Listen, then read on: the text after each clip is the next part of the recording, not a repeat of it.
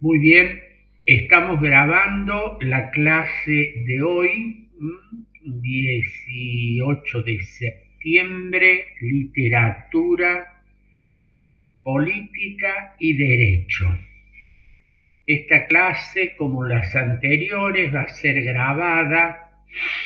Algunos preguntaron si ya estaba grabada la anterior. Hubo un pequeño problema técnico. En un rato va a estar la clase de hoy y la anterior que no subimos la grabación. Reitero nuestra invitación y obligación de nuestra clase del día viernes.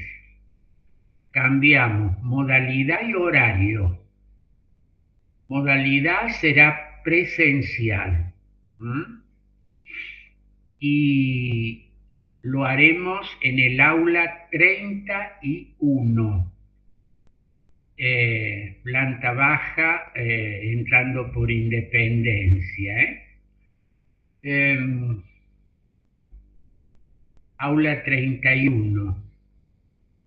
Y la hora, que será las 11 de la mañana, y lo haremos junto a los alumnos de la otra materia, que es democracia en el siglo XXI. Tendremos como invitados dos personas de una institución llamada Cultura Democrática, donde van a presentar un libro, Valores Democráticos en Cuba, y vamos a tener un diálogo con un activista cubano. Y ahí veremos la situación de la democracia en Cuba y veremos también, y por eso están ustedes citados, un texto, un libro, que es una herramienta, como ustedes ya están viendo, en este combate político por la democracia en este caso, dentro de un régimen no democrático como es el régimen cubano. Ustedes van a poder preguntar, dialogar, etcétera, y es una oportunidad que no quiero que se la pierdan, más allá de que sea obligatorio el que ustedes vayan. Vamos a volver a recordar en el grupo de Facebook y en el grupo de WhatsApp. Y creo que casi a todos, a cada uno de ustedes, les ha llegado el formulario de la invitación. Eso como aviso. Como segundo aviso, recordarles que deben ponerse al día, los que no lo han hecho, con los talleres de lectura, por un lado. Y por otro lado, terminar con la lectura de la primera novela que hemos puesto, Oficio de Difuntos. Algunos están como un protagonista de la novela, como recordábamos con Paola el otro día, este sacerdote que tiene que escribir el oficio. Ustedes lo tienen que leer. Ambos están medio demorados, no ambos, digo, algunos. De la mano de esta obra comenzamos esta reflexión a través de una novela del tema del poder y la literatura. ¿Mm? Bueno, no gaste demasiada hierba, Ignacio, que es un recurso costoso ahora. ¿Mm? Bueno, doctor. Bueno, además se puede recuperar la hierba de ayer, creo que era un tango que decía, ¿no? La hierba de ayer calentándose al sol, una estrategia que se usaba en épocas críticas. Bueno, además eso es un balde, Ignacio, ¿no? ¿Cómo, profe? ¿Eh? ¿Qué? Es un balde de grande, digo, el mate. Sí, es grande. Como el de Javi, que a veces lo veo ahí. ¿Eh? Como el de Javi. Oh, bueno, acá Javier tiene un mate más convencional. ¿M? El viernes vamos a llegar Y para tomar grande mate. también, ¿no? ¿Eh? El viernes vamos a llegar para tomar mates. Bueno, bueno, muy bien. Entonces, pasando del mate y volviendo a la literatura, les decía que en esta obra, eh, Oficio de Difuntos, estamos iniciando esta reflexión, en este caso sobre el poder eh, a través de una novela. ¿Mm? Ustedes ya podrán haber descubierto cuál es el sentido de haber incorporado este texto. Van a encontrar en el grupo de Facebook dos nuevos textos literarios. Uno es el de Sergio Ramírez, que tiene el título de Adiós muchachos. Este título también creo que es el de un tango argentino, ¿no? Yo no soy muy especialista en el tema. Bueno, este Adiós muchachos de Sergio Ramírez no es una novela, sino un texto testimonial a través del cual, y por eso lo he puesto, ustedes van a poder descubrir cómo en una persona, un literato, un notable literato latinoamericano, Sergio Ramírez es nicaragüense, fue vicepresidente de la República de Nicaragua junto al actual y casi eterno presidente Daniel Ortega al comienzo de la llamada Revolución Sandinista, aquel movimiento guerrillero que acaba con el poder de Somoza, el eterno dictador de Nicaragua, e instaura aquello que se denominó en los 80 la Revolución Sandinista. Sandino fue un líder militar y político de Nicaragua, antes del gobierno de los Somoza y luego la larga dictadura de la familia Somoza. Lo curioso en este caso, y yo les he agregado, esto va entre paréntesis, algún texto comentario para que se logre entender, dos más precisamente, sobre Sergio Ramírez y esta obra, Adiós muchachos, de cómo un hombre que venía de la literatura se sumó a la acción política, desempeñó un cargo significativo en su país, luego se distanció de su antiguo compañero de fórmula y volvió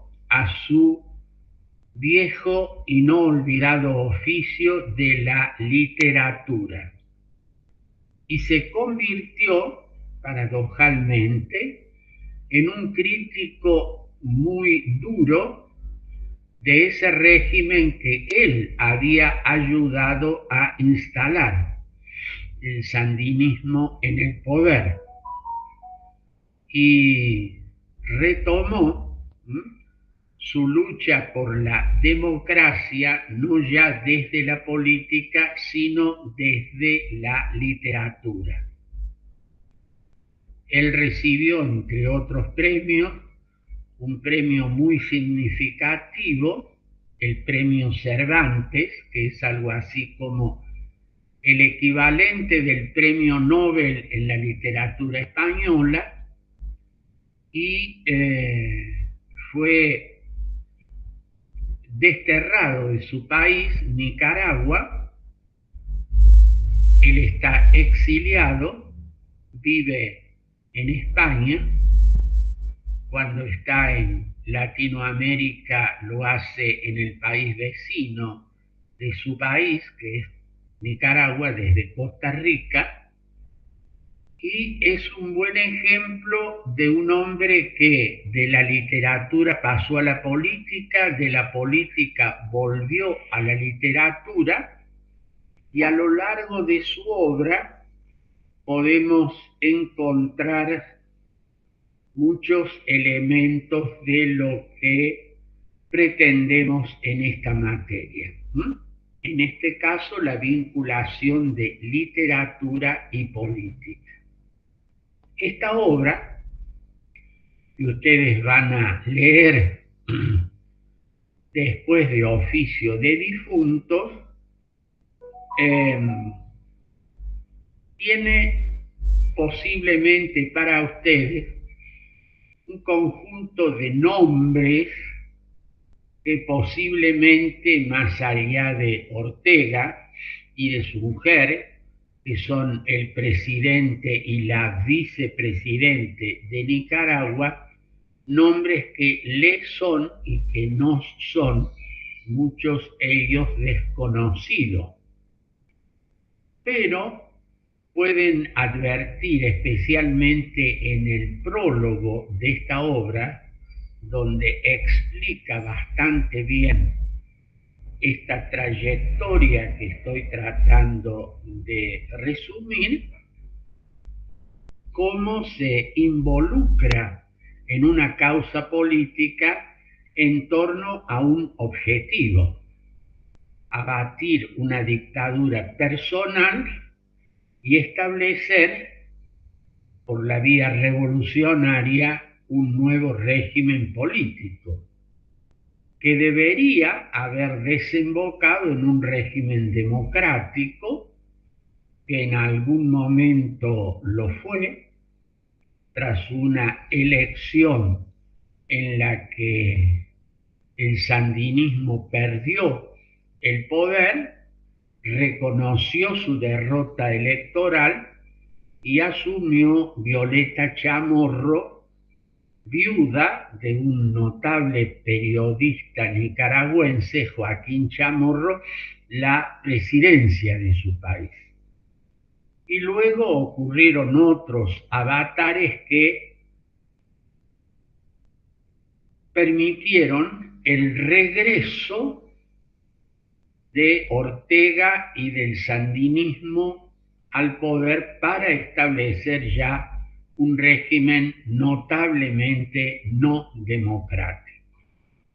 Esta es una de las paradojas de lo que ha ocurrido en Latinoamérica.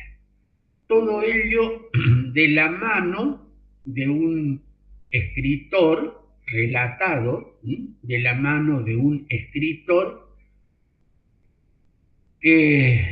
dejó temporalmente la literatura, se sumó a la política y luego volvió a su antiguo oficio. Sergio Ramírez es un notable escritor latinoamericano y me parece que este texto les va a ayudar a entender uno de esos procesos complejos que hoy tienen actualidad, porque como ustedes saben, Nicaragua junto a Venezuela y Cuba constituyen tres claros ejemplos de no democracia en un subcontinente, Latinoamérica, que tras aquella ola de los 80, que en un efecto dominó, fue viendo caer los regímenes militares, aquellas dictaduras o regímenes llamados de seguridad nacional, y se instalaron tras elecciones procesos democráticos. Nicaragua, repito, junto a Venezuela y Cuba, son tres notables excepciones a esta ola democratizadora. Hoy tal vez a ustedes no les diga demasiado, pero en décadas anteriores, fundamentalmente en los 80 y en los 90, Nicaragua era el símbolo de una revolución emancipadora que abatía una tiranía dinástica. La familia Somoza gobernaba a su antojo el país. Paradojalmente hoy es la familia Ortega la que ha reemplazado a la antigua dictadura somocista. Una de las tragedias de nuestra democracia de la mano de una dictadura personal. Adiós muchachos es el texto de Sergio Ramírez, puesto a consideración de ustedes para que comiencen ya a leerlo, porque supongo, esta es una presunción, no sé, para mí, una presunción de iuri, pero para ustedes me parece que es de iuris tantum, que ya han leído Oficio de Difuntos.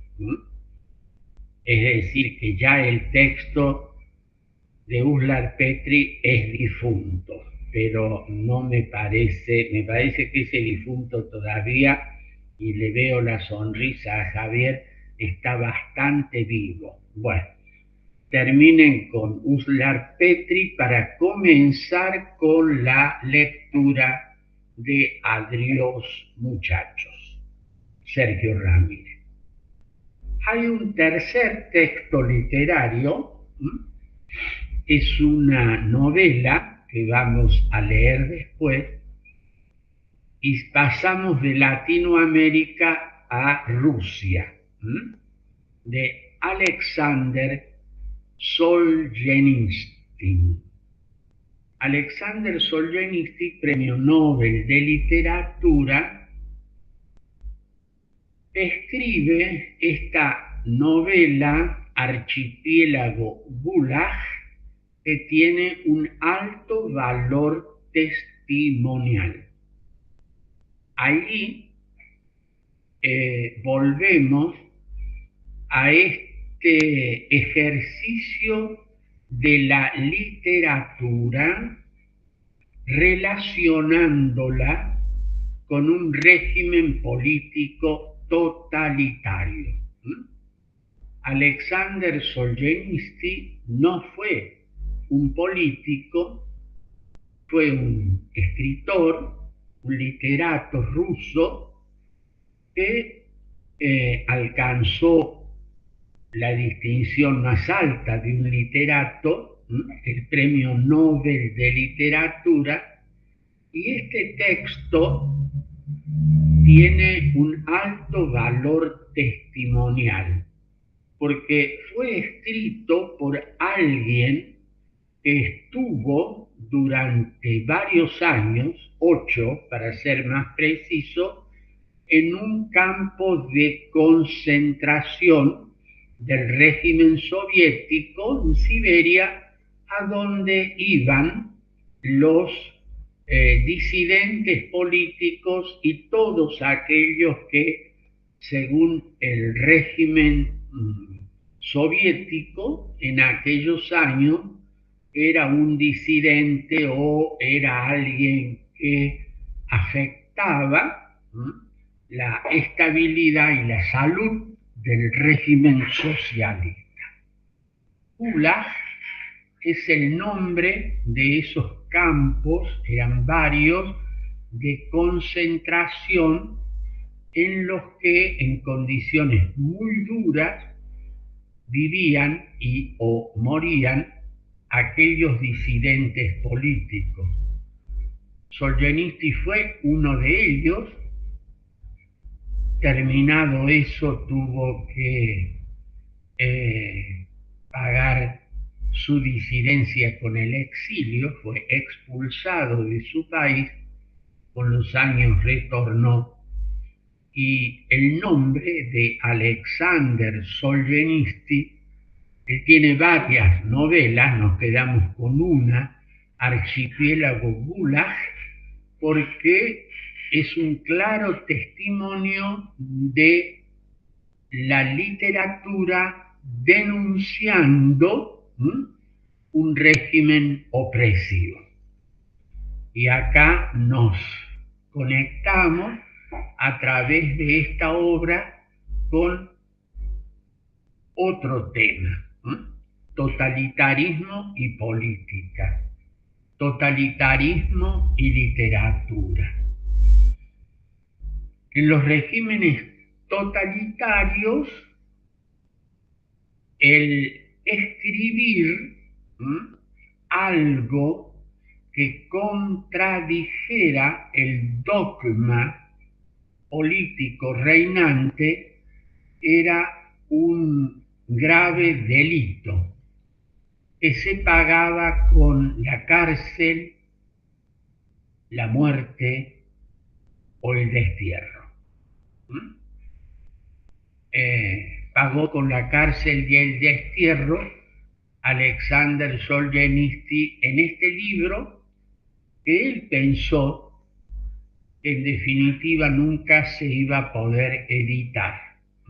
Y demostrando el enorme valor de la literatura, no solo se publicó, sino que alcanzó la fama mundial potenciada por el premio que la Academia Sueca le dio, el Nobel de Literatura. Aquí entonces nos vamos a enfrentar con otra dimensión de la literatura, la denuncia, la crítica, la exposición de un régimen totalitario. Los totalitarismos le han temido siempre a aquellos que luchan con armas no convencionales contra el régimen. Y en este caso el arma no convencional es la palabra escrita, la obra literaria. Por eso puso tanto énfasis la Unión Soviética en prohibir la impresión y la circulación de esta obra. Obras que originalmente, y esto es otra de las paradojas, se las escribía en forma manuscrita. No voy a pronunciar el nombre ruso es algo parecido a Samish Sabat, que eran estos manuscritos que circulaban, eran escritos a mano y circulaban de mano en mano porque su publicación estaba prohibida. Bueno, esto es un poco la síntesis de dos textos que ponemos a su consideración en el orden que hemos indicado, ¿no? Y que lo vamos a explicar un poquito más por escrito en el grupo de Facebook y en el grupo de WhatsApp, que va a ser el material de nuestro primer parcial. Ya vamos a indicar la fecha, la modalidad es escrito, presencial, y van a poder tener ustedes a mano todo el material escrito, los textos y comentarios que tienen ustedes a su disposición. El primer parcial será una reflexión sobre los temas que hemos considerado, los que vamos explicando ahora, y ustedes van a avanzar con la lectura. Vamos a poner un día que les permita culminar con la lectura de estos tres textos literarios. Oficio de difuntos, Adiós muchachos y Archipiélago Gulag de Alexander Solzhenitsyn. En este caso, también, como en el caso de Adiós muchachos, he colocado en el grupo de Facebook dos textos, me parece, cuya lectura les va a ayudar a la conceptualización y contextualización del texto con el cual ustedes se van a poner en contacto. A lo mejor alguno de ustedes ya conocía estos autores y a lo mejor alguno lo había leído. Suponemos que no, por eso es que ponemos este material de apoyo y los sumergimos a ustedes en este mundo literario. Estoy haciendo con ustedes algo que solían hacer aquellos profesores de natación, que lo largaban al sujeto con una muy breve explicación a la pileta y la gente comenzaba a manotear, a bracear, a patear para no ahogarse. Y ahí aprendían. Ignacio se ríe, pero más o menos este sería la figura. Imagino yo lanzándolos a la pileta sin salvavidas para que aprendan a nadar. En este caso, para que se sumerjan en el mundo de la literatura para leer, para pensar, para reflexionar. Lo que sí estoy absolutamente seguro que más allá del parcial, más allá de la materia, más allá de los créditos que van a obtener, los que lo obtengan con esta materia opcional, ustedes no se van a olvidar de algunas cuestiones que estamos viendo acá. Es posible que se olviden de algún artículo de los muchos miles que estudian de leyes y códigos, y a los cuales vuelven de la mano de tío Google. Pero de esto estoy seguro que no se van a olvidar, como no se olvidaron en el ejemplo propuesto aquellos que se cayeron a la pileta y lucharon por no ahogarse aprendiendo a nadar. Trato de utilizar esta figura que en esta mañana les puede ayudar a despertar, además del mate y del café. De ustedes dos sabemos que están tomando mate, del resto no sabemos qué está tomando en este momento. Suponemos que café. ¿Cuántos termos lleva Javier? Porque veo que hace uso intenso del No, agua. es, es, Acuérdense, es uno solo, profe, es uno solo. uno Por solo, ahora. lo va recargando. Es un solo termo recargable. Muy bien. Bueno, hasta aquí el profesor. Le cede la palabra cordial y cariñosamente a aquellos que se ofrecen en hacer algunos comentarios acerca de este oficio de difunto que teóricamente han leído todos. Digo teóricamente, no quiero entrar en la parte práctica. Bueno, escucho a aquellos voluntarios. Gonzalo Gastón Silva desde su perfil sonriente nos saluda, impávido, y no sé quién quiere comenzar.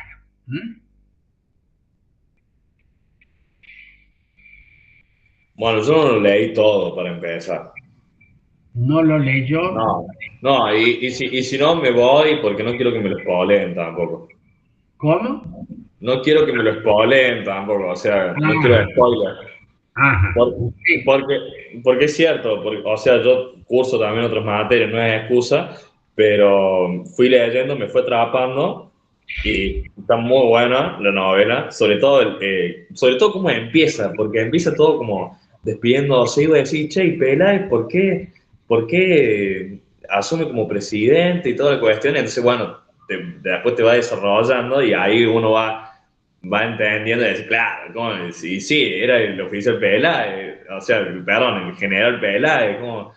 Entonces, bueno, es como que está buena la novela, pero bueno, yo no quiero, yo no o sea, yo estoy llegando cuando llegan a la capital, estoy ahí, ¿no? a ver, para no expolear a nadie, Ignacio, eh, te pregunto en términos políticos, ¿qué te ha hecho pensar lo que ya has leído? Toda una estrategia. El poder, digamos, en ese momento, o si lo queremos conseguir, también es estrategia, la palabra de valentía, pero era temerario. O sea, hay que ser temerario, hay que ir adelante. El oficial Prato, obviamente, estaba loco. Ya eso se nota, digamos, pero el tipo siempre un visionario, estaba atento a todas las noticias, a todo lo que iba pasando alrededor, tenía la gente justa, se hacía amigo de la gente que tenía que ser amigo. eh, Nada, era toda una estrategia, cómo ellos iban marcando las zonas, protegiendo, cuando bueno, los diferentes partidos, los diferentes generales querían ir tomando el poder, entonces era como ir todo armando una estrategia constantemente. Por ejemplo, si nosotros hacemos eso, supongamos, ¿no? En algún momento de la vida, me dio una idea de irme a la frontera, refugiarme ahí, por ejemplo, ¿no? Eso es sí, ¿no? Lo que a mí como me abrió la mente y de decir, bueno, los amigos indicados, saber que desde detrás de la frontera yo puedo seguir tomando gente, o sea, haciendo revolucionar a la gente y poder todo mi poder seguir formando ejército, o sea, pero obviamente también necesito plata, porque el oficial Prato tenía plata, perdón, sí, el general Prato también tenía plata, no era que tampoco eran, y perdón, y el señor Peláez, recordemos que también era dueño de campos, tenía vacas, de los 16 no sé qué trabajaba, todo un tipo de hombre de familia, un tipo bien, con una posición económica bien, comerciante, también atento a todos los negocios, a todo lo que pasaba, eran tipos informados. Yo creo que si, por ejemplo, ¿no? Si yo quiero tomar el poder como dictador, no es malo el ejemplo el de que nos traen el oficio de difunto y cómo ellos llevaron a cabo y cómo pensaban la estrategia, y bueno, todo lo que acabo de decir recién, prácticamente. Muy bien, Ignacio, gracias. ¿Otros comentarios? Profe, bueno, Gonzalo, empiezo yo. ¿cómo se... Sí, Delfina. Sí, profe. Bueno, a mí me llamó desde un primer momento la atención el título de la obra. Yo no sabía qué significaba, entonces me puse a investigar. Pensaba que era un funeral, pero en realidad un oficio de difuntos es una ceremonia para conmemorar la muerte de alguien, digamos, como para hacerle honor a una persona. Lo que esta obra a mí me ha hecho pensar mucho, bueno, vi mucho, pude lograr conectar lo que es política con literatura, está muy bien desarrollado. Pienso que en realidad la difunta en todo esto, en el libro, es la política, una buena política, una política al servicio del prójimo, una política participativa, una política abierta. Creo que todo modelo en el que se concentre el poder, en el que hay un dictador, un tirano, creo que significa ya una muerte de la política, porque la política no es eso, sino que la política es y debe ser es una acción humana que necesitamos del contacto humano, principalmente también de intercambiar palabras, de que haya diálogo, esto de la conexión con la palabra también. Creo que en una dictadura no hay lugar a la palabra, no hay lugar al diálogo, la palabra muere la política, muere la palabra. Creo yo, y también muchos de los compañeros que veo caras que se repiten, tengo una mirada integral ya por ya las materias que hemos hecho con usted, que es vida humana, sociedad y derecho, Estado de Derecho y democracia, nuevos desafíos, y bueno, ahora esta nueva opcional, esta tercera opcional que estoy haciendo, que he podido, que me ha permitido poder reflexionar de esta manera y me pareció como que tengo una formación que me ha permitido poder aprender esto. Creo que estoy aprendiendo a interpretar estas literaturas de una manera que me permita crecer como ciudadana y como estudiante de Derecho, y creo que eso me ha ayudado mucho, profe. Esta obra me ha gustado mucho, todos los recursos literarios, además de todo eso, cómo se hacen las palabras opuestas, me ha servido mucho también en lo que es el lenguaje. La verdad que me pareció, no la conocía la obra y me pareció una muy buena obra, muy buena.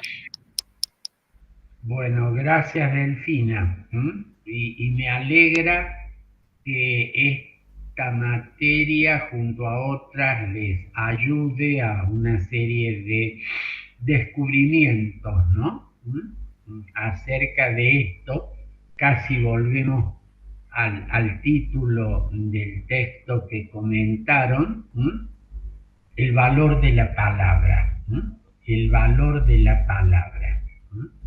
Bien, Gastón escribió algo o dijo algo, no sé si escribe o habla. Le pregunto, Gastón, ¿qué decías antes que hablara Delfina?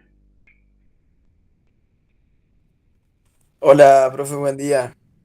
No, yo decía de cómo se hace un mal uso, siguiendo al texto de la clase pasada que no pudo venir, del texto de Václav Havel sobre la palabra liberal en la novela. Como que hasta donde llegué, se fueron sucediendo diferentes como partidos o golpes, y siempre decían que iban a ser liberales. Ujú, Y después, posteriormente, a otros decían que iban a hacer cumplir la Constitución. Hay citas que las fui subrayando donde, bueno, marca eso, ¿no es cierto? Que dicen que van a ser liberales y después se enferman por el poder, como en el caso de Prato. Y también ujú, me llamaba la atención como en esta novela que fue, creo, escrita en el 76, cómo describe muchos gobiernos latinoamericanos al día de hoy, como por ejemplo en cuanto al crédito, en cuanto se endeudan, eh, justamente sin tener dinero, como estaba en contra de Pelé en su momento, y después los hombres de altos cargos le explicaban a él cómo, bueno, justamente conseguir dinero sin tener liquidez. Eh, y bueno, y así un montón de cosas que describen en la novela que pasan el día de hoy, como por ejemplo que Solana había, si mal no recuerdo, o sea, vio los comienzos de Prato y, y bueno, cómo se unió a él porque justamente tenía una muy buena oratoria, ¿no es cierto? Cómo él convencía a los demás justamente con su forma de escribir y de hablar. Y aún así el propio Solana se enojaba con el resto, justamente porque él creía que sus palabras eran muy, muy vagas, que él tenía poco, que como que si su entorno fuera muy ignorante, sí, a comparación de Solana. Eso es alguno de las cosas que puedo ver en la novela hasta ahora que voy leyendo y viendo. Bueno, gracias, Igual, Gastón. igual quiero hacer una aclaración, ¿no? Yo estoy a favor de la democracia, del valor de la palabra y demás, obvio, ¿no? Pero, eh, pero yo hacía hincapié porque es como ver Breaking Bad o alguna, no sé, Netflix de algún lado y decir, che, acá nos están enseñando cómo hacer narcotráfico, por ejemplo, o cómo Game of Thrones, cómo ser rey, te tiran una idea. Lo que yo me imaginaba era tomando el poder y decir, che, mira lo que hicieron esto. Fueron, hicieron esto, se fueron a la frontera, compraron una estancia, convencieron a la gente. Eso, te tiran como una idea para mí. No digo que voy a tomar el poder mañana, aunque no estaría mal. Aunque no estaría mal en algún punto, pero digo, o sea, charlando, ¿no? Siempre, o sea, no sé, lo considero un espacio de gente con confianza que podamos hacer eso, ¿no? Más que todo un chiste con inteligencia. ¿A dónde querría irse usted, Ignacio? Y yo me iría a Bermejo, me instalaría en Bermejo, por ejemplo, si hiciera, o en la ciudad de Orán, en Salta, toda esa zona de Ajá. Tartagal, si yo, por ejemplo, no, tomar el país, por ejemplo, y haría un ejército, sí, sí, me voy a ir a la frontera directamente, ya sabemos que mientras más te vas adentrando, no hay vuelta atrás, decía el oficial Peláez. Ujú.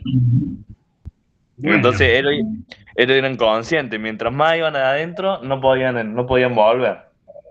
bueno, esperamos que no vaya a ninguna frontera, Ignacio, ¿no? Porque No, no, no.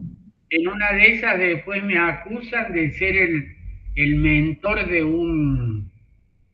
un sujeto que desde la frontera llegó para quedarse. ¿Mm? Bueno, Profe, lo dejamos de ver a usted, no lo podemos ver. es que no me ven. Ah, Bueno, me pasa lo mismo que me les pasa lo mismo que me pasa a mí con la mayoría de ustedes, ¿no? Sí. Gracias, dice Paola, ya estoy conectada. Hoy Paola ha sido una figura ausente, parece que tiene problemas de conexión, ¿no, Paola? Buenos días, sí, profe. Hoy fue un día de esos que uno arranca medio torcido. La compu no me dejaba escuchar ni me escuchaban, así que me prestaron una Bueno, que en cualquier momento se muere, así que no sé cómo vamos a funcionar. bueno, me parece muy bien. O sea que la computadora se defendía de nosotros, ¿m? Tal cual, Especialmente ¿eh? tal cual. No quería escuchar esto de Ignacio, de, a ver, profe, vamos a tener que tirar buenas ideas para que si es dictador, piense cómo va a hacer las cosas, ¿no? Bueno, no. Esperamos, esperamos que no. Esperamos que no. No, no No, profe, creo. por favor, no. No, Perdido, no. es como, nada, es como Es una cuestión para es también una ver idea, los puntos de es vista. una Claro. pequeña idea. Está muy bien. Bueno, continuamos. Eh, se ofrece la palabra. Profe, eh, Sí, Javier. bueno, yo no pude avanzar tanto con la novela, Ujú. eh, pero bueno, voy a ver si ahora en estas semanas me pongo las pilas. Pero lo que es, lo que me generó el principio de la lectura, cuando, cuando se empieza a complicar todo y eh, el cura empieza a replantearse todo lo que había hecho y empieza a hablar del miedo, de cómo se le empezaban, de la gente que iba a reclamar por sus cabezas, por la justicia, por las atrocidades cometidas, etcétera, etcétera. Eh, Me era imposible no vincularlo e imaginar eh, cómo la gente que ocupó y se hizo cargo, digamos, lamentablemente, de la última dictadura, el miedo que deben haber tenido, más que merecido, eh, cuando se dieron cuenta que, bueno, que se estaba acabando lo que habían hecho, que ya no iban a estar más a cargo del poder y que la gente iba a reclamar lo que le correspondía, iba a reclamar justicia y que todos los que estuvieron escondidos o cuidados detrás de un cerco de poder a través de la violencia y, eh, institucional, iban a tener que pagar por lo que hicieron.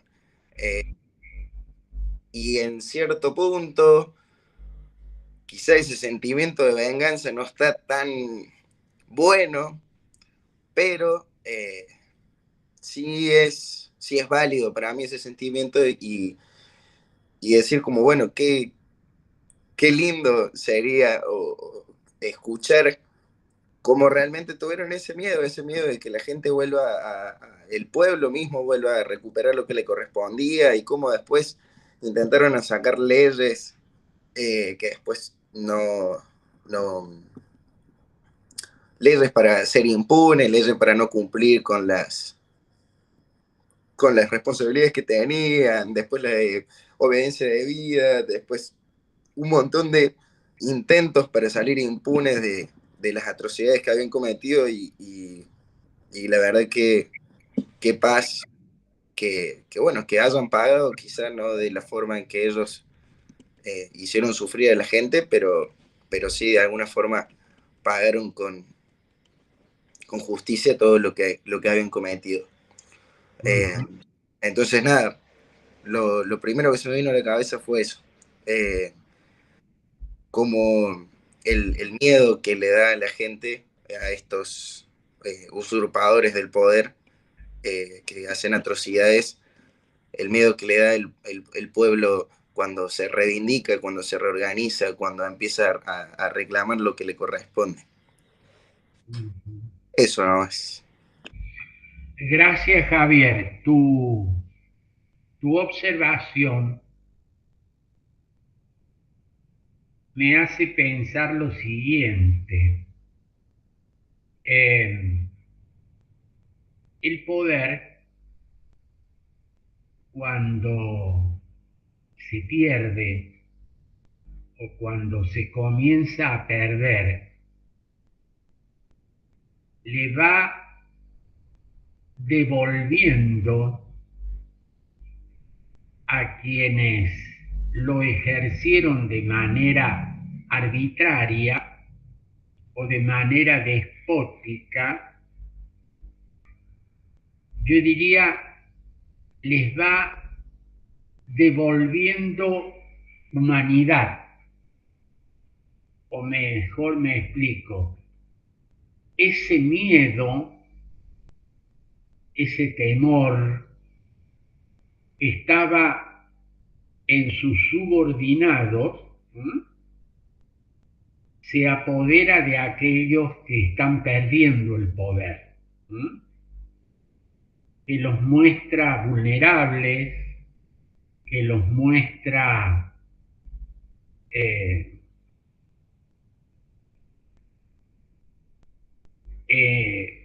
digo, en su dimensión más humana.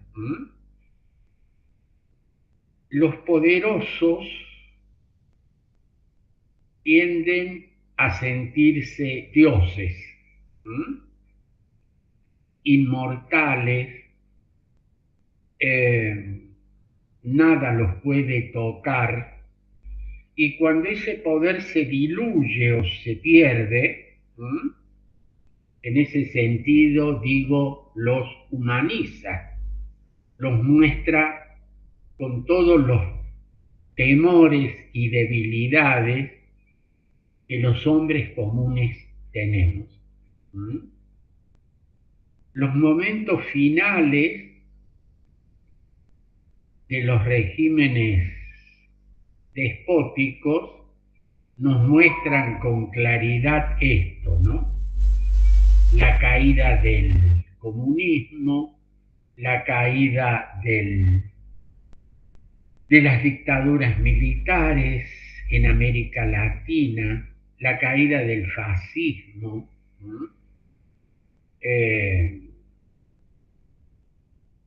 ese, por ejemplo, todopoderoso hombre del siglo que era Benito Mussolini, huyendo hacia la frontera suiza con su amante y terminó siendo linchado y muerto por partisanos, o el hombre fuerte de Rumania y su mujer, los Ceausescu, que terminaron sometidos a un juicio popular y muertos en un juicio muy rápido, aquellos que habían sido amos y señores de su país, Rumania en este caso. Bueno, esto es parte de las desventuras del poder. Por eso digo que en esos momentos finales de un régimen político es donde uno se reencuentra con esa dimensión humana. Los que se creían dioses no eran tales. Eran simples seres humanos que, y acá apelo a algo que ustedes seguramente han leído u oído, ese famoso cuento de Andersen acerca del rey desnudo. Lo han oído, lo recuerdan a algunos de ustedes, ¿no? Se trataba de... ¿Cómo se llama? El rey desnudo. Investiguen por ahí, lo van a encontrar. Yo se lo sintetizo. Se trataba de un rey que convoca a un sastre para que le haga un traje, el sastre,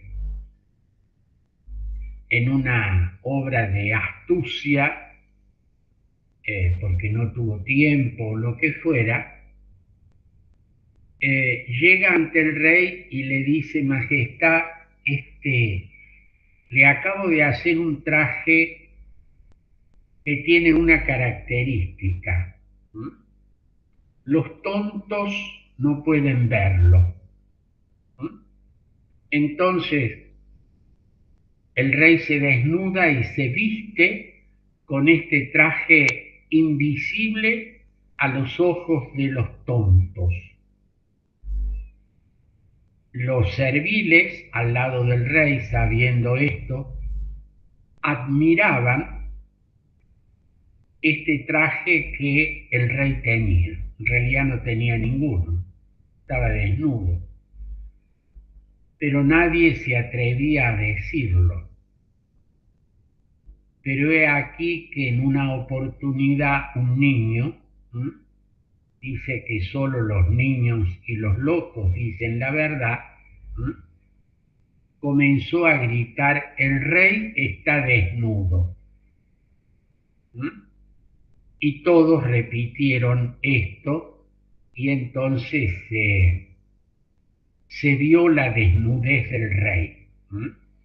Esto es lo que ocurre en el final de esos regímenes políticos, cuando fundamentalmente en los sistemas totalitarios o autoritarios, cuando este sujeto divinizado y revestido con este magnífico traje que solo los tontos no ven, nadie quiere pasar por tonto,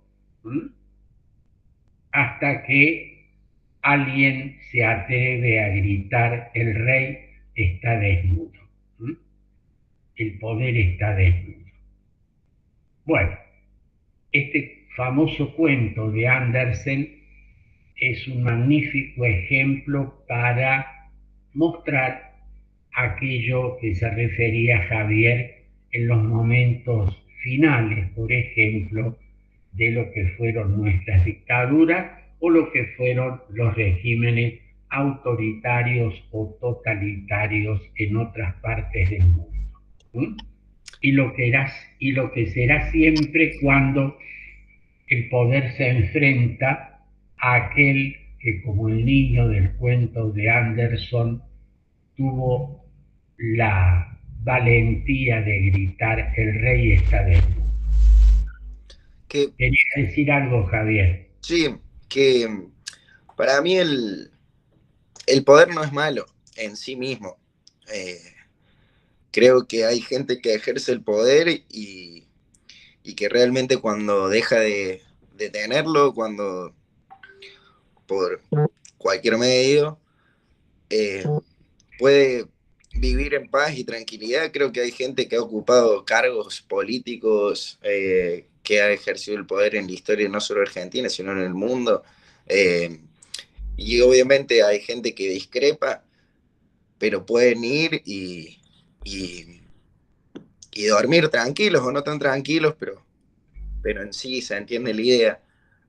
Creo que lo negativo es, bueno, esta gente que, como usted dice, profe, se cree Dios, y por creerse Dios, creen que pueden decidir tanto por encima de la vida de las personas, que creen que pensar de una forma está bien, o en su momento como fue vuelvo con la dictadura acá, el proceso de reorganización nacional, y que ellos estaban salvando el país y que ellos estaban...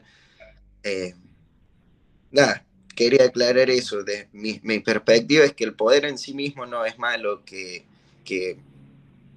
hay gente que lo ejerce bien y que queda en la historia como buena o con buenas medidas, y bueno, después tenés otros que no, por suerte. Bueno, pero a lo largo de la historia siempre hubo guerra, digamos. O sea, más allá que hoy estamos en democracia y demás, pero si supongamos que hoy en día somos invadidos por una potencia extranjera, ¿qué vamos a hacer nosotros? Y vamos a defender nuestros ideales, digamos, y a partir de esa lucha es lo que, o sea, el que gana es el que mantiene el orden, digamos, eso es cierto. Y en lo largo de la historia siempre hubo guerra. No es que hoy, en toda la historia, siempre el hombre por el poder tuvo guerras, hubo conflictos. Y para mí, digamos, es importantísimo saber cómo actuar si estamos ante esa situación. O por lo menos tener una idea. Me pareció de ese punto y lo que yo leí, que fue hasta llegar hasta la capital, a mí me pareció interesante eso, digamos, las estrategias, cómo ellos se fueron organizando y demás. Pero obviamente comparto los valores y sé lo que están hablando. Me falta terminar la novela, obvio, pero nada, yo quería compartir eso. No sé, me sentí medio incómodo en el sentido de que yo opiné una cosa y bueno, y saltamos con la democracia y que era todo o sea, no quiero sentirme incómodo, ¿no? Ni que piense que yo soy Mientras usted no dictador, ni vaya nada a por la el estilo. frontera, Ignacio, estamos tranquilos. No, no, no, no, pero si tengo que pelear por el país, por ejemplo, si yo tengo que pelear por el país, y lo voy a hacer de esa forma, y ya sé que y si yo sé que tengo que enfrentarme y a dónde tengo que huir y todas las cuestiones, y bueno, yo sé cómo hacerlo. O Bueno, sea, tengo más o menos una idea y puedo opinar sobre eso. muy Digo, bien, ¿no? Ignacio. A eso me refería. Por Bueno, favor, muy doctor, que no se bien. me interprete, por favor. No se lo malinterpreta. ¿M? Bueno, a ver, otras voces. Profe, Sí, Paola. yo, bueno, pobre Recuperado la Ignacio, palabra, Paola. gracias. Pobre Ignacio, porque en realidad, bueno, uno empezó diciendo, no, no queremos escuchar lo que dijo de la dictadura, pero en realidad está buenísimo lo que dijo, porque de esto se trata, el poder escucharnos, el que uno acepte que otro piensa de manera distinta, que el que está en el poder no tiene la voz absoluta, que debe mirar hacia abajo a los que lo necesitan, a los que lo quieren escuchar, y que no todos vamos a pensar de la misma manera, o sea, eso es aceptarnos. Y tampoco es una lucha, como dice Ignacio, bueno, voy a defender a mi país, sí, pero acá es una lucha interna, acá es entre la misma gente. De eso me parece que se trataba más, ¿no? Y la falta de libertad, porque todo tiene que ver con todo, o sea, hablábamos de la palabra de las palabras y es tan fuerte ese significado y queremos decir tanto con las palabras que también hay que ver cómo las empleamos y a qué nos referimos, ¿no? Peláez, él creía para sí mismo, no voy a tratar de no hablar mucho si no les poleo la novela, pero como que todo lo que hacía era lo mejor, él estaba convencido de eso. Y bueno, hubo abuso No, de eso. muchas veces no, ¿eh? Muchas veces pensaba que Prato estaba equivocado y no decía nada. O sea, yo en las partes que yo leí le parecía medio disparatado por ahí Prato. Pero Claro, bueno, ya está. Él pero en ese decía, ya momento, estamos en el baile, hay que bailar. Eso es lo que decía él. claro, pero Peláez en ese momento estaba por debajo de Prato y lo seguía Prato. Pero después hubo otro desarrollo. Ujú. Bueno, fíjense ustedes que han utilizado una serie de términos, ¿no? Volviendo a lo que habíamos leído y comentado en clases anteriores. ¿Mm? Eh, la palabra, por un lado, la enunciación, y por otro lado, la vista. la capacidad de ver. Ustedes han oído, seguramente, una expresión como la ceguera del poder, o el poder lo encegueció. Lo han oído en política, pero también lo han oído en relaciones interpersonales, o familiares, o en casos penales que ustedes han estudiado, o han leído, o leen y escuchan a través de los medios y de las redes. El odio lo encegueció, la pasión lo encegueció, ¿sí? Como que lo hizo actuar como ciego, alguien que, fruto del odio, la pasión, la posición que ocupaba, no podía ver las cosas como eran. ¿Ven? Esta deformación, que en este caso el poder muchas veces tiene la capacidad de privar de la vista.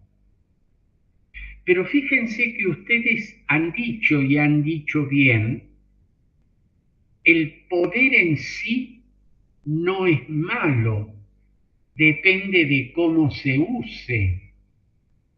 Porque vuelvo a esta suerte de juego de palabras. Lo contrario a enceguecer. Cuando dicen, por ejemplo, una persona vislumbró la salida. Vislumbró. Que en medio de una situación no clara porque en términos meteorológicos está de noche o está amaneciendo, dice, vislumbró, como vio la luz a través de, vislumbró un camino, vislumbró una salida. Esa persona que está muy angustiada por una situación personal,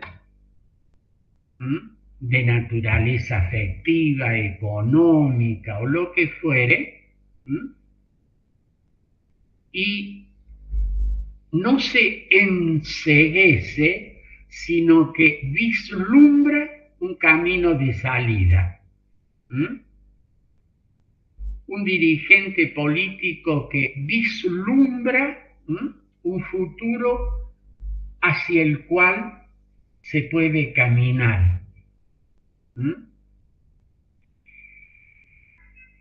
Estamos hablando en esta materia de literatura y política, de literatura y derecho.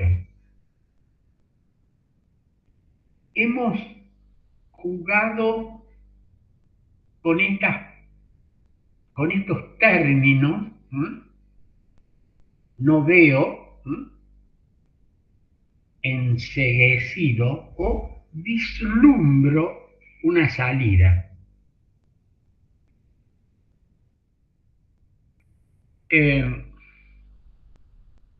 Quisiera colocarme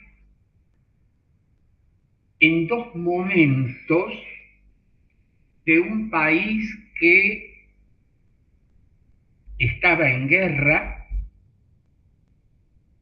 Estoy hablando del año 45, casi al fin de la Segunda Guerra Mundial, en la que un régimen opresivo y que había a través de una guerra exitosa dominado Europa y buscaba dominar el mundo, era el nazismo alemán. En ese momento final, el hombre fuerte, el caudillo, en alemán el Führer, era Adolfo Hitler, estaba encerrado en un búnker en un momento en que en la capital, Berlín, avanzaban sus enemigos ya victoriosos, y en ese búnker el hombre fuerte, en su momento casi final, enceguecido,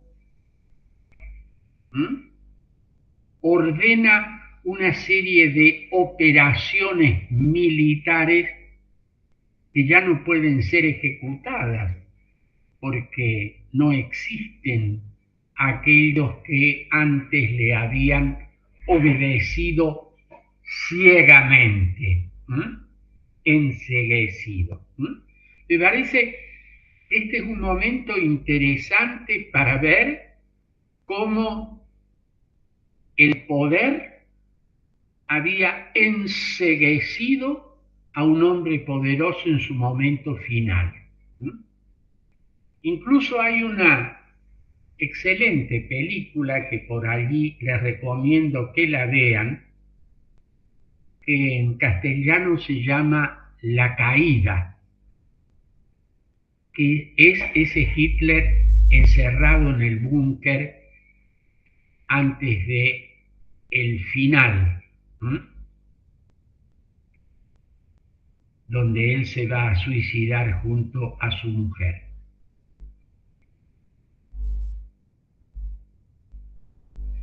Y utilizo de nuevo en ese mismo escenario, un poco tiempo después, otro alemán que vislumbra en medio de las sombras del fin de la guerra. Alemania estaba devastada, destruida. Este hombre vislumbra un futuro hacia el cual va a transitar ese camino, dándole a sus conciudadanos la guía de ese futuro que no está. En medio de la sombra vislumbra una salida. Este dirigente político, notable en Europa y en el mundo, se llamó Konrad Adenauer. Adenauer se escribe. Él había sido alcalde de Colonia durante el régimen nazi. Como se negó a poner las banderas nazis cuando el hombre fuerte, el Führer, visitó, fue destituido de su cargo y perseguido. Profe.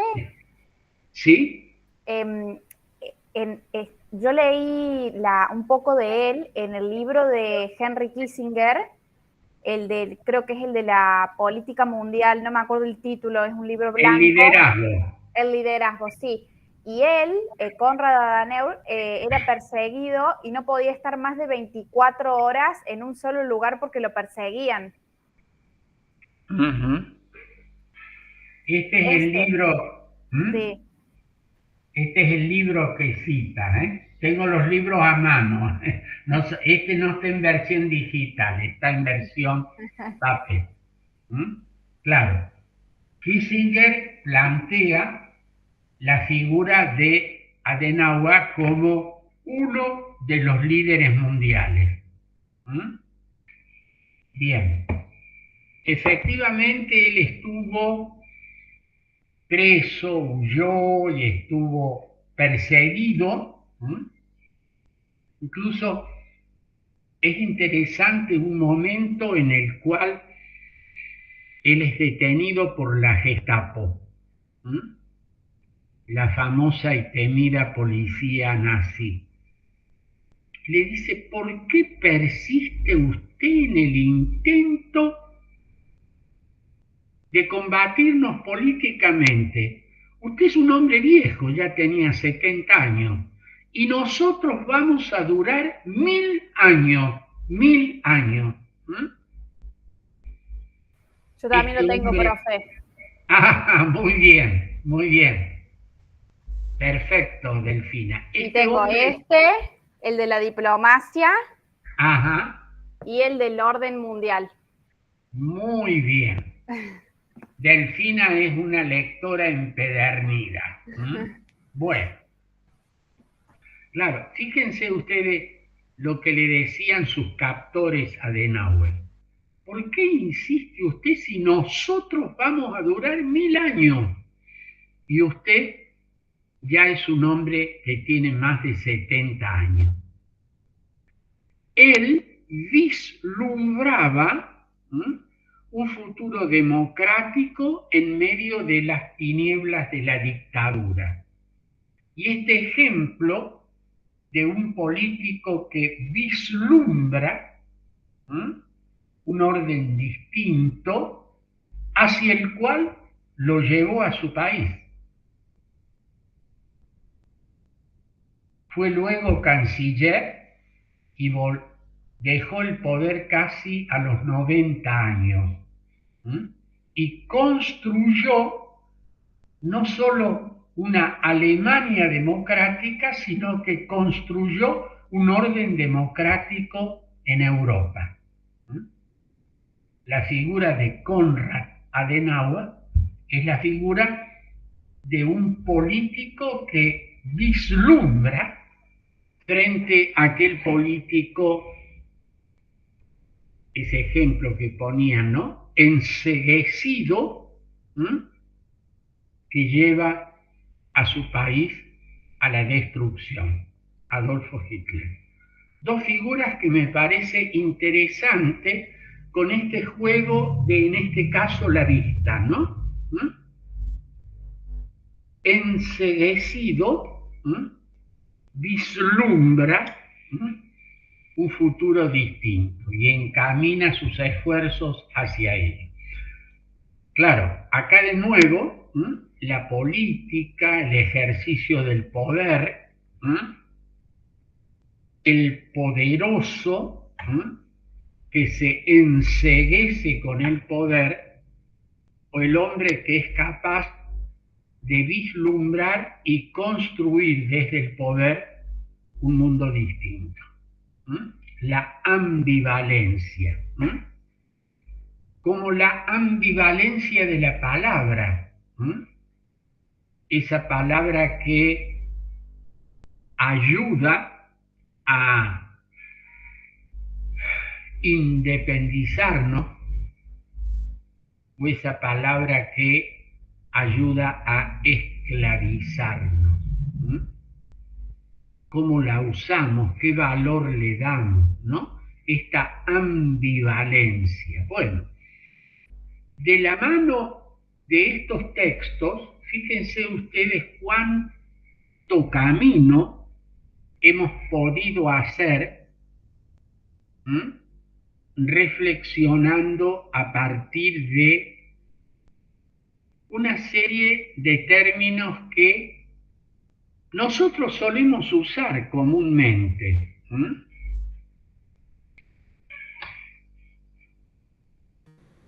Lo encegueció el poder.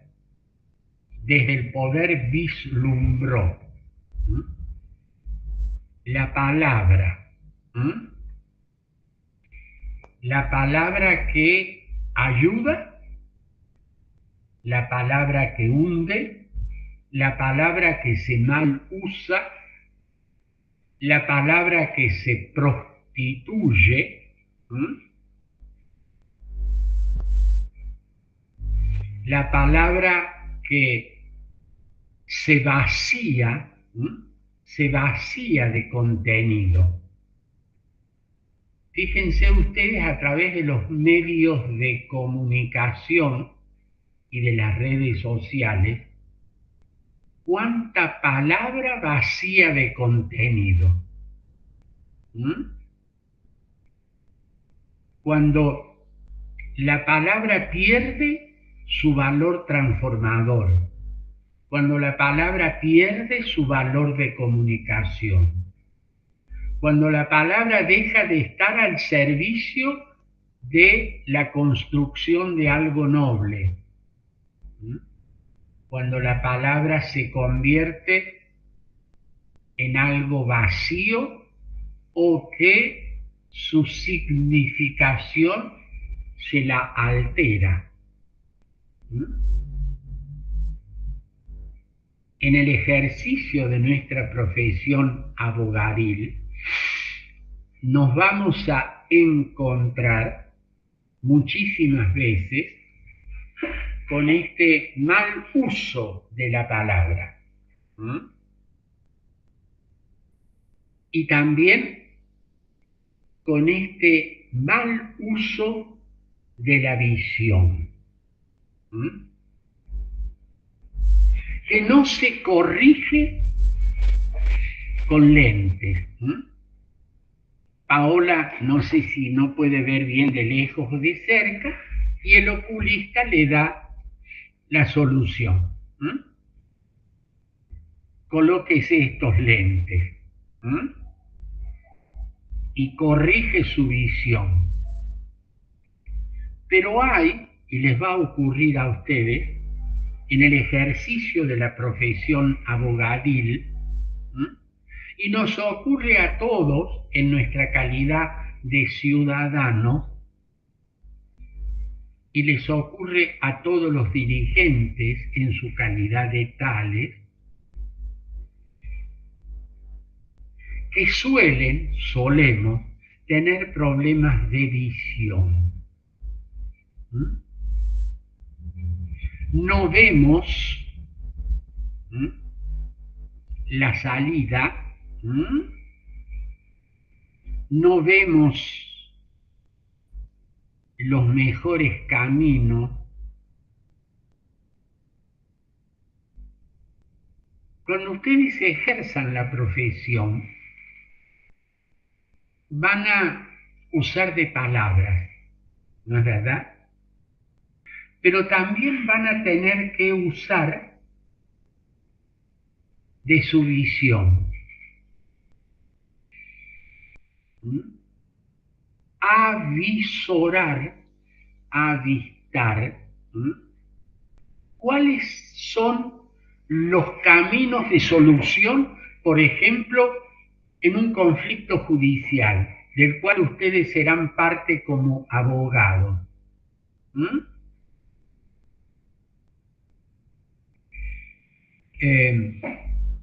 Juego con esto de avisorar, enceguecer.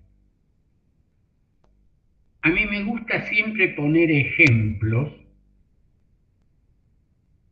de estos términos de lo que estoy hablando. Y va un ejemplo, esto está tomado de mi práctica profesional. Una señora estaba en un juicio de divorcio contencioso, muy conflictivo con su ex marido. Le llevaba tiempo y gastos de abogados que había consultado. Cuando dialogo con esta persona, le digo, usted tiene un camino menos costoso y que en menor tiempo podría resolver su situación, que sería un divorcio por mutuo consentimiento. Esta señora, que estaba enceguecida en el conflicto con su ex marido, casi me maldijo. ¿Cómo me puede decir usted eso, doctor, cuando lo que yo quiero es destruirlo a mi ex marido? Y no voy a parar hasta no verlo en la cárcel. Traté de decirle que ese conflicto de ninguna manera le permitiría lograr ese objetivo. Pero yo no voy a mencionar el nombre del colega. No, doctor. Voy a ir a fulano de tal, me mencionó el nombre del colega, que me ha asegurado que lo va a encarcelar a mi marido. Un abogado notablemente famoso a través de los medios de comunicación. Y no doy ningún otro dato para que no lo vayan a individualizar. Vaya señora, le dije, no lo va a lograr. Y terminó muy mal nuestro diálogo de profesional a clienta. La señora estaba tan enceguecida que no podía vislumbrar un camino razonable de ponerle fin al conflicto. Por supuesto que otro colega podría aprovechar ese enceguecimiento para conducirla a esta persona con un mayor coste económico y afectivo hacia una solución que no era tal. Bueno, fíjense que los he sacado de la literatura y los he llevado al ejercicio profesional. Y he jugado con estos términos de enceguecer, vislumbrar. Y muchas veces ustedes, como profesionales, se van a encontrar frente a esta disyuntiva. Es importante ver con claridad y utilizar adecuadamente las palabras con sentido. Obviamente que esta persona estaba tan enceguecida de mi ejemplo que lo que buscaba no era justicia, sino venganza. Le resultó mucho más caro, y no me pregunten cómo terminó porque no lo sé, mucho más caro y sin lograr lo que pretendía. El marido nunca fue a la cárcel, más allá de los honorarios que le pagó al abogado que le prometió llevarlo a la cárcel, porque no era ese el motivo ni la finalidad del conflicto. No teman perder un cliente por utilizar la palabra adecuada y por no acompañarlo en su enceguecida perspectiva, que no le permite vislumbrar un camino más razonable. Esto no es oficio de difuntos, sino consejos de un viejo abogado hacia futuros jóvenes abogados. ¿Se entiende lo que acabo de decir o fui muy complicado?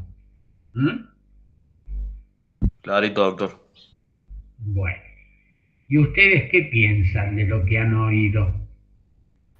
De esa historia, profe, que contó de ese juicio, me hizo acordar a lo que le pasó a Hitler, digamos, como que él buscaba destruir al otro, que era el pueblo judío, y se terminó destruyendo a sí mismo, terminó destruyendo la sociedad alemana, desintegró, devastó un país, utilizó hasta el último recurso para llevar a cabo sus ideas, le sacaba los recursos a los judíos para ejecutar sus ideas, se deshumanizó a sí mismo, deshumanizó a los demás, destruyó todo a su paso.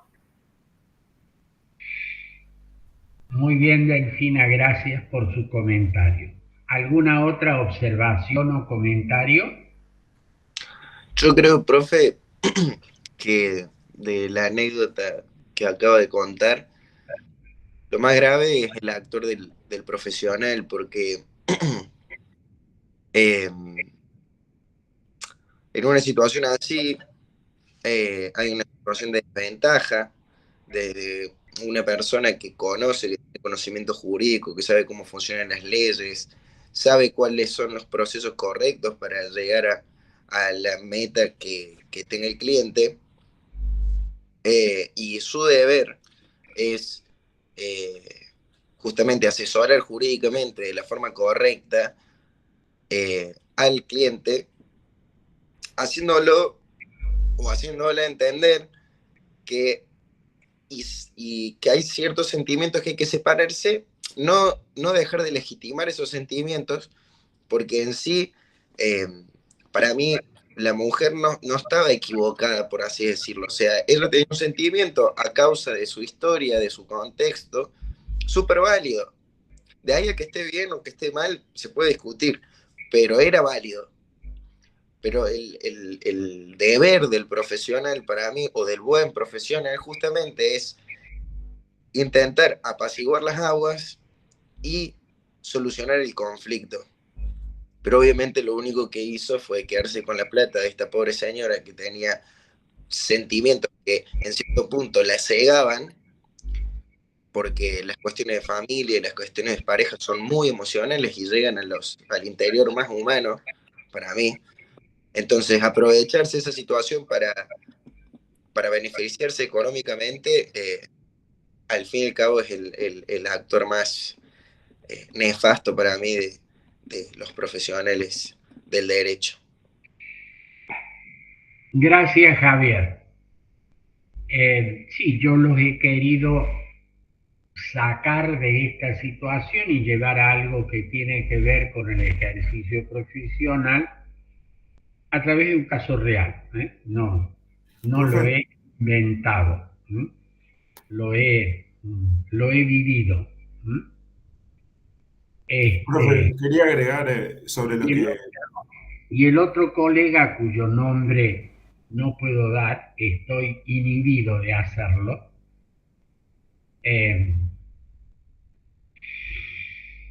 bueno, fue o es un ex alumno mío. No digo nada más. Sí, Esteban. Buen día. Quería agregar a lo que veníamos charlando sobre el tema del uso de las palabras, que justamente el otro día en clase de bancario con el doctor Romero, él nos habla mucho también sobre el uso correcto de las palabras, de cómo se utilizan, de cómo muchas veces, por ejemplo, el Código Civil y Comercial contiene errores en la utilización de los términos, y nos dijo, ¿a ustedes qué les parece cuando yo les hablo de un impuesto voluntario? Dice, no tiene sentido, o impuesto solidario, o impuesto solidario, algo así era. Dice, estamos diciendo algo que está impuesto, algo que se impone, y la solidaridad tiene que ver justamente con un fin altruista, por así decirlo, tiene que nacer de la persona. Entonces, si nosotros decimos impuesto solidario, estamos hablando de dos palabras contradictorias, dice. Y me acordé de usted justamente sobre lo que hablábamos del uso de las palabras que muchas veces, digamos, están mal, por así decirlo, porque es algo que no tiene coherencia, es algo que está mal, o sea, no puede ser un impuesto solidario, digamos. Me parece muy buen ejemplo el que les dio el doctor Romero, que bueno, yo les había mencionado entre los usos contradictorios o los malos usos de la palabra, claro. El impuesto solidario es un disparate. Por eso yo, haciendo un juego, les digo que en la clase del viernes están ustedes voluntariamente obligados a concurrir a una clase presencial. Eso no puede ser, profesor, me dijo alguno. Bueno, están obligados voluntariamente, no, digamos al revés, están voluntariamente obligados a concurrir. Juegos de palabras, tergiversación del lenguaje. Efectivamente, está muy bien. La solidaridad no puede ser impuesta. La solidaridad es promovida, sugerida, alentada. Los impuestos son impuestos y punto.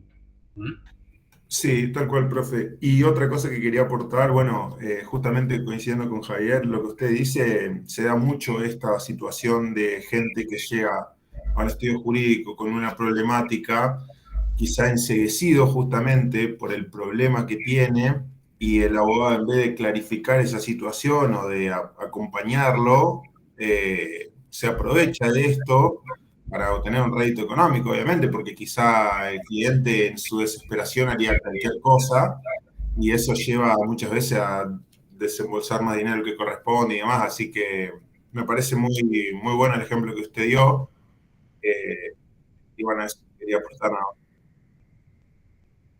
Bueno, eso me lleva, Esteban, a advertir una falencia en la que somos responsables, no ya ustedes, sino los profesores. Yo hace mucho tiempo que me preocupa, sin haberle encontrado una salida adecuada, cómo en la formación de los futuros abogados preparamos personas para el conflicto solamente.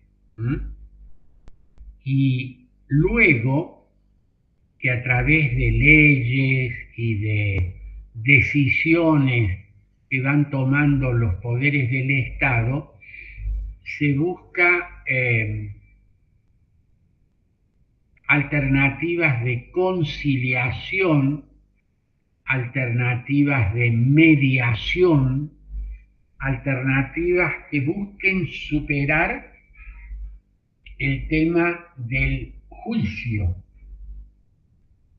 Pero lamentablemente no hemos preparado a los profesionales para esto, sino para el conflicto, para el combate, que es una de las dimensiones de la abogacía.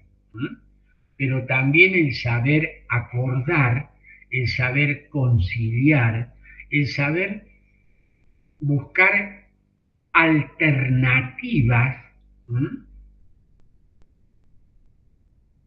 es algo en lo que nos tenemos que formar.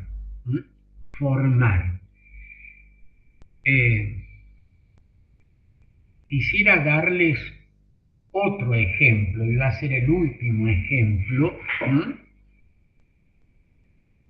Lo saco del ámbito de familia para llevarlos a un ámbito que hoy está siendo muy discutido, ¿no? El tema de la punibilidad de los menores y la edad a partir del cual habría plena responsabilidad penal. En la actual situación, ustedes saben que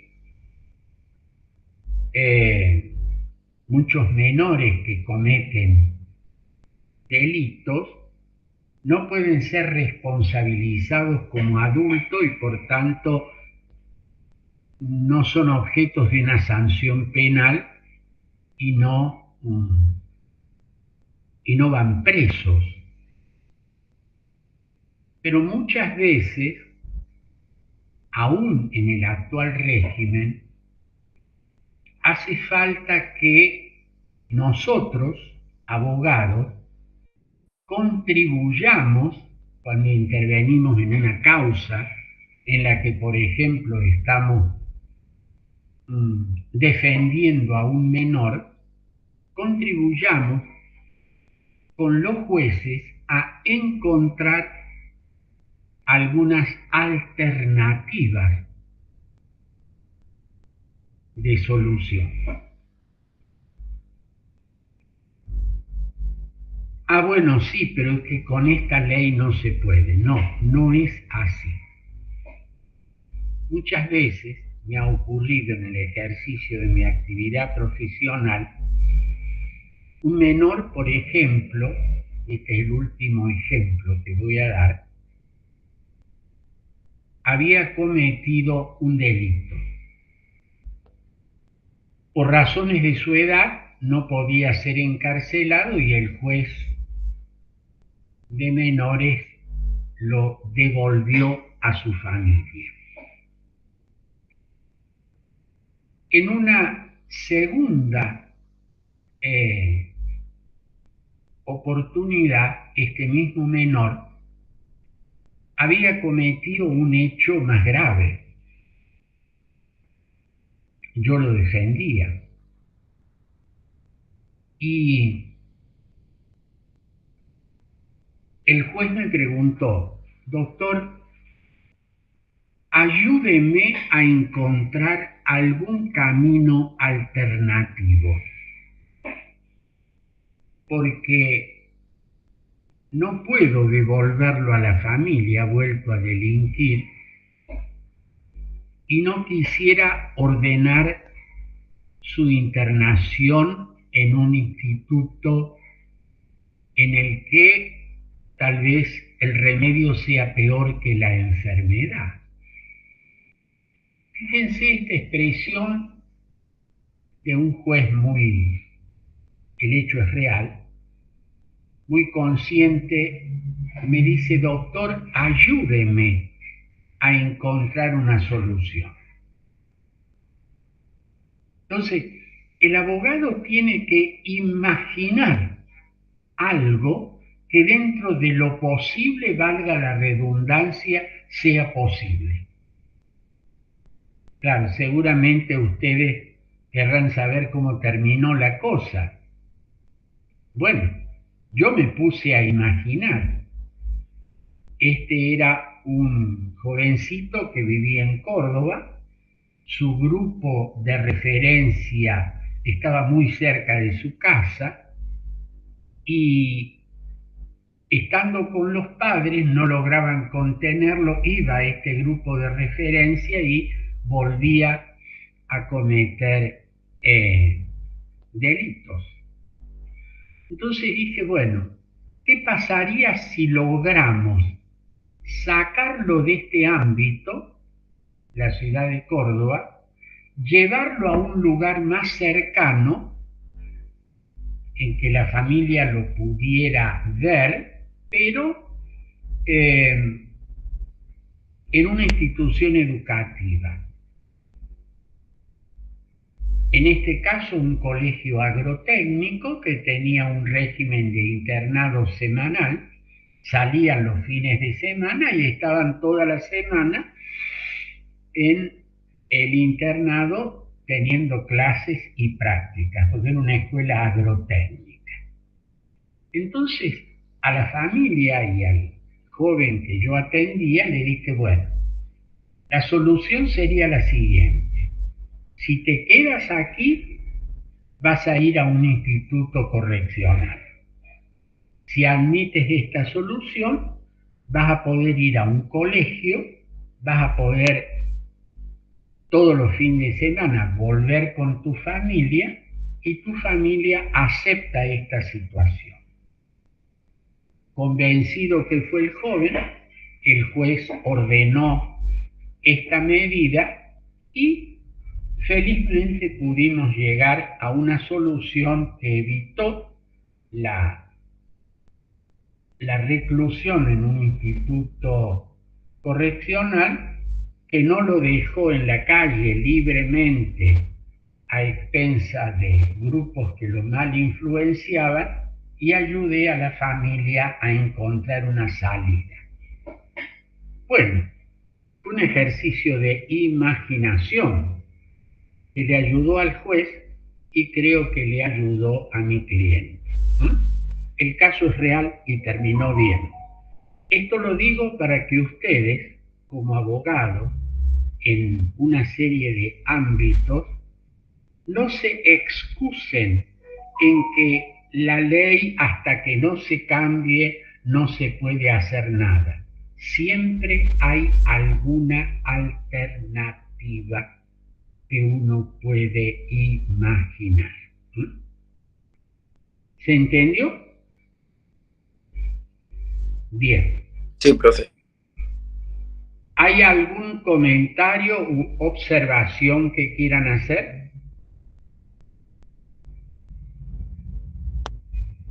Bien.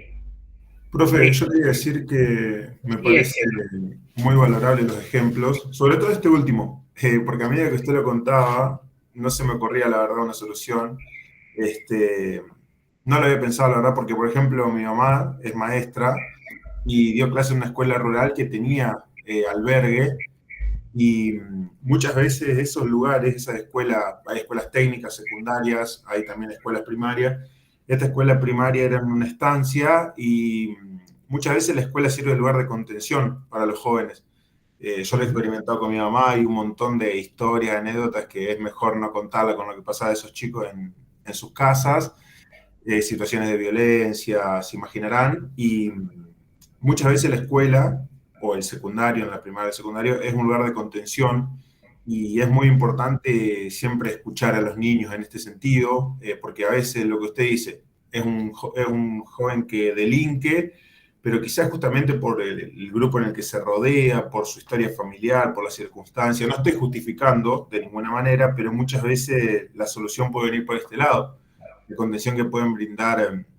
No caer en el lugar común de los equipos interdisciplinarios y demás, sino que muchas veces la escuela es un lugar de contención muy importante, porque además de educarse, justamente están acompañados de profesionales que se capacitan para eso. Así que me pareció muy bueno el ejemplo, profe, y bueno, me recordó a la escuela donde supo trabajar mi mamá. Bueno, me alegro, Esteban. Como ustedes ven, tratamos de que en esta materia ustedes piensen, ustedes imaginen, que no sean loros repitentes de textos, porque eso no sirve para nada. No me gusta ponerme como ejemplo, pero